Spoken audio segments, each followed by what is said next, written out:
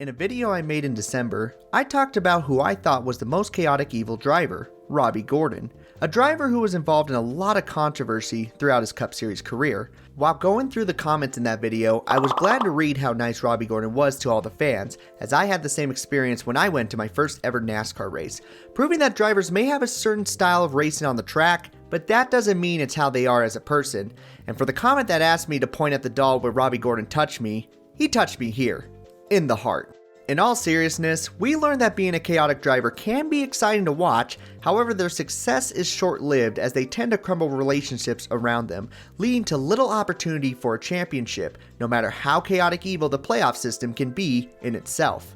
The same could not be said for the other side of the board at lawful evil. People who fit in this sector are drivers who methodically take what they want within the limits of their code of conduct without regard for whom it hurts. In other words, they will run a fairly clean race, but if there's a way they can get an advantage over the competition, they will abuse it without second thoughts. Drivers and teams have done this for so many years. This includes Smokey Yunick, Junior Johnson, Michael Waltrip and his team, and even Jeff Gordon, but as great of examples as these drivers and teams are, they do not come even close to the manipulation and dominance that two individuals had in the sport for almost 2 decades. Let's dive into the masters of manipulating the system, Jimmie Johnson and Chad Knaus. And Jimmie Johnson is the 2006 NASCAR Next 2007 Cup Series champion. Jimmie Johnson makes history. Richard Petty and Dale Earnhardt. There's another 7-time champ. Jimmie Johnson wins. Cup winner. Today we see these two as absolute legends of the sport, but roughly 25 years ago, no one hardly knew who these two were. You see, Chad Knaus started his NASCAR career in the early 90s under another legendary crew chief in the sport, Ray Evernham. He started out as an assistant and continued to work his way all the way up through the fabrication department. Thanks to his hard work, he would soon be in charge of body development and would be a huge asset towards Gordon's 2 championships in 1995 and 1997. He would not be a part of Jeff Gordon's 3rd championship, however, as he would pursue his dream as a crew chief in the sport. Between 1998 to 2001, Chad Knaus would work for multiple teams as both a car chief and crew chief. Some of those positions include the car chief for the number 1 machine at Dale Earnhardt Incorporated, crew chief for the number 92 machine for Mellon Racing Team, and would even help his old boss at Evernham Motorsports in the number 19 machine. He was working in his dream position, but unfortunately would not collect one single top 5 as a crew chief in that time span. During that time, Hendrick Motorsports had all the momentum in the world as they were able to collect another 2 championships in just 4 years. So much so that the winner of those 2 championships was ready to open up a 4th team for the organization. This gave a chance for Chad Knaus to return back to the team and partner with a young driver Jeff Gordon thought would be the next best thing, Jimmie Johnson. Jimmie Johnson, like Chad Knaus, was born with a passion for racing as he began in motorcycles at the young age of 4. Similar to some other drivers we have talked about, Johnson started his career in the off-road series, collecting over 25 victories and 6 championships in the SOTA, SCORE, and MTEG series. During that time, Johnson would drive for a team known as Herzog Motorsports, a team that started out as an off-road team but wanted to make the jump from dirt to pavement. The team decided to take Jimmie Johnson from the dirt series and into the world that he would soon be dominant in. It didn't happen overnight, as his results in the ASA National Tour were decent, but nothing spectacular, with 2 victories in 2 years. In 2000, the team was ready to make the jump full-time to the Busch Series, keeping Johnson as their primary driver. His rookie season would be much of the same, as he would only make the headlines after his infamous accident at Watkins Glen when his brakes would give out. Brakes on that car, he just clears the track. Oh. And huge contact with the Armco, and watch as Jimmie climbs out of the car and says, yeah guys, I'm okay. 24-year-old. As we were all in awe by this horrendous accident, there was one driver that was in awe just a little prior, Jeff Gordon. Jeff Gordon was in the middle of his spectacular run in the Cup Series and was mentoring a young driver named Ricky Hendrick, son of Rick Hendrick. Ricky was a part of a testing session at Darlington Raceway, and Jeff Gordon was there to help him get around the racetrack. While Gordon was talking to Ricky, he noticed that there was one driver who was racing the track perfectly. That driver, of course, was Jimmie Johnson. Within the next few months, both Ricky Hendrick and Jeff Gordon both convinced Rick Hendrick that Johnson was going to be their next driver. The opportunity of a lifetime would come to Johnson as he signed on with the team in September of 2000. He raced 3 races in 2001 and would move up to the Cup Series full-time in 2002, leading to the duo that we are familiar with today. Leading rookie on the tour, and he's going to win his 13th start. Here before a hometown crowd of his. What a race. What a strategy. I mean, you got to give Chad a pat on the back, guys. It didn't take long for the two to find success early in their partnership, as the 48 team would see victory lane on average 4 to 5 races per season between 2002 through 2005. If that wasn't impressive in itself, the team would show their competitiveness by scoring a top 10 in 60% of the races they entered. As far as consistency went, the team absolutely had it, as they were championship contenders almost every season they competed. In both their rookie season and 4th season, Johnson and Knaus would be able to finish 5th in the point standings. Their 2nd and 3rd years were even better, with a pair of runner-up finishes towards the championship. By 2005, it wasn't a matter on if the 48 team would ever become champions, but rather when. However, as the 2005 season was drawing to a conclusion, many people on the internal side saw the duos in disagreements more often than not, making it clear that the only thing holding Johnson and Knaus back was themselves. If there was a moment when everything changed for the 48 team, it would be during the off-season in 2005. In the months leading to the 2006 Daytona 500, Rick Hendrick would pull both Jimmie Johnson and Chad Knaus aside for a meeting. Rick Hendrick did something rather peculiar and pulled out 2 Mickey Mouse plates, a gallon of milk, and a bunch of cookies, and made the two dunk their cookies in the milk and eat it off the Mickey Mouse plates. He quickly delivered his point of, if you're going to act like kids, I'm going to treat you like kids. An extremely odd tactic by a man who owned one of the strongest teams in the business, but one that made the two realize the big picture. If they were ever going to succeed as a duo, they had to settle their differences and work together to become the strongest team in NASCAR. Jimmie Johnson would become the dominant force, while Chad Knaus would be the mastermind of the team. Race is over. Jimmie Johnson has won the Daytona 500. Unbelievable.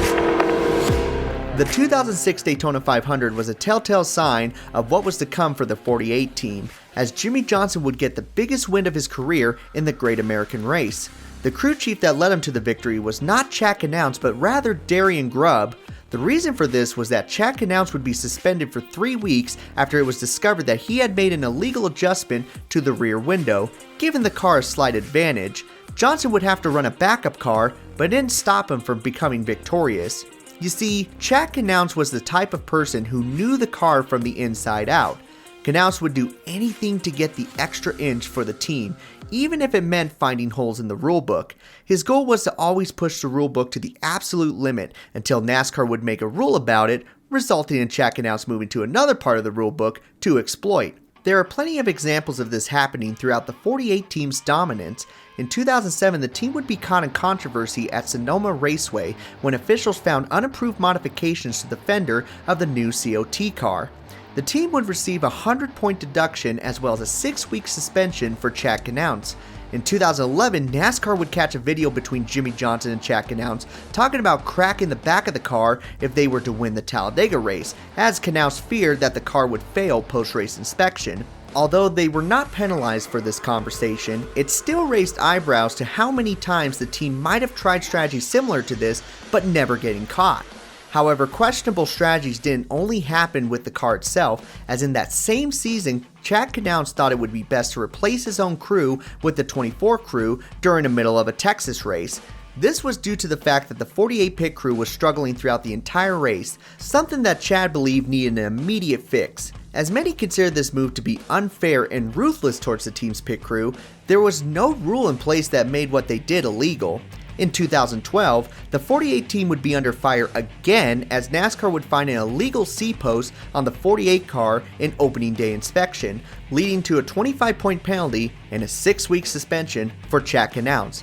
Luckily for the team, the suspension and driver points would be rescinded on March 20th of 2012, and if those examples were not enough for people to consider that the team liked to exploit as much as they could, then perhaps an interview with the past crew chief on the Motor Mouse podcast just might make you reconsider, as Knaus would admit that the team would have an abundant amount of strategies that they would test during the season that would be considered a gray area in the rulebook. Once NASCAR would grow suspicious, they would toss it and move on to the next area to exploit, constantly trying to find new ways to be ahead of the curve and cheat the system without breaking the rules. However, if you want my honest answer on what system they were able to cheat the most, it would be the playoff system as a whole. As many fans would agree, both NASCAR's chase for the championship and playoffs have led to some exciting but mostly controversial moments. Designed as a way to be as entertaining as possible, it has led to a lot of teams manipulating the system to their advantage. The 48 team was one of the first ones to do so. Looking at Jimmie Johnson throughout this time span, many can notice that most of his victories came from either the first 10 races or the last 10 races, minus the races at Indianapolis and California. Why was that the case? Well, it was quite simple. Both Jimmie Johnson and Chad Knaus understood that if they got their wins early and put themselves near the top of the charts, they could experiment throughout the end of the spring and summer stretch, meaning that while everyone was fighting to make it into the chase for the championship, they were already preparing for it months prior. It's shown in their numbers as throughout the years, the team to this day has the most wins in the postseason era with 29 victories as well as 7 championships in 3 different point style playoffs. To say that they were on a whole different level would be a complete understatement, as in 5 of those championships they had an average finish of 6.8 or better. The only 2 championships they failed to do that was Johnson's first and last championship. The last championship not even mattering with consistency, as they learned to win the first race of each round to advance into the Final Four, truly showing everyone that no matter how many times NASCAR was going to change the playoff system, Chad Knaus and Jimmie Johnson were going to figure it out, and there wasn't anything that was going to stop them. With the potential of an 8th championship, everyone had their eyes on the 48 team for the 2017 season. With a couple of wins early in the season, it looked like once again they were going to play the system to their advantage and make history in the sport. But something happened during the fall of 2017, something that was never seen since the postseason era started. The 48 team would never reach victory lane. The funny thing about a lawful evil person is that they have to have full power. Only one person can sit at the top, and unfortunately for the 48 team, there were 2. As early as 2013, Jimmie Johnson and Chad Knaus were starting to butt heads similarly before their championship run. It was easier to correct earlier in their career, as neither of them won a championship in their positions yet. However, with both of them sitting at 7 championships, it would be near impossible. Both wanted to have things done their way, which made them start to question whether or not that they were even a good fit for each other anymore. The 2018 season would prove to be their worst, as Jimmie Johnson would not see victory lane once, making it his first ever winless season. This would lead to Rick Hendrick making the decision to split the 2 up and have them work for different teams. Chad Knaus would be the new crew chief for William Byron in the 24 car, while Jimmie Johnson would have Kevin Mandering as his new crew chief, meaning that the strongest crew chief driver duo was no more. The change was not good for either party, as both failed to win any races in the 2019 season. It was clear that both needed each other to be a dominant force, but at this point it was far too late. The end was near for both of them, and whatever chokehold they had on the series was now long gone. After multiple seasons of mediocre results, both Jimmie Johnson and Chad Knaus would retire from their positions full time and go different paths in their career. The 2020 season would end with Chad Knaus getting only 1 victory with the 24 team, and Jimmie Johnson missing the playoffs altogether in his final year. Today, both Chad Knaus and Jimmie Johnson are in different chapters of their career. Jimmie Johnson would run in the IndyCar series for 2 years before returning back to NASCAR as a part-time owner of Legacy Motor Club, while Chad Knaus became the vice president of competition for Hendrick Motorsports in 2021. Both may be done running for championships as a driver and crew chief, however, that is not stopping them from trying to dominate the series once again in a different position. Just proves to show that lawful evil always finds a way to take power.